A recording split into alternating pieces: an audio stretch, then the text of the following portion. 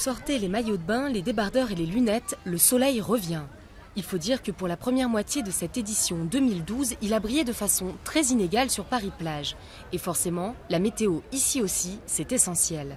On a eu une première semaine exceptionnelle, fort comme jamais. On est sur une amélioration, un démarrage à plus 20% que l'année dernière. Est-ce que ça va se confirmer sur la fin? Je ne sais pas. Et c'est que les animations sportives. Quand il fait beau et quand il fait chaud, ces plages, elles sont noires de monde, noires de maillots de bain. Une satisfaction partagée par les cafetiers et restaurateurs présents sur le kilomètre et demi de la promenade de la rive droite. On va essayer de faire les chiffres d'affaires d'un an dans une semaine. Vu le temps qu'on a eu cette année, ça a été un peu juste. Mais bon, on est à Paris, c'est le charme, donc on s'y fait. Seul point d'ombre au tableau, le réaménagement de la voie Georges Pompidou, destinée à rendre la berge toute l'année aux promeneurs. Ces travaux ont réduit de moitié l'espace disponible pour l'événement. Il y a plein de choses qu'il y avait l'année d'avant qu'il n'y a pas. Il y avait des marionnettes pour ma fille qu'elle aimait bien, il y avait une piscine.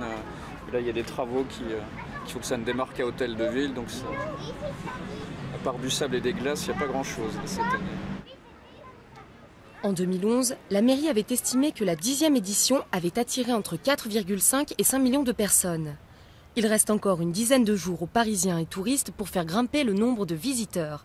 Paris-Plage fermera ses portes dimanche 19 août au soir.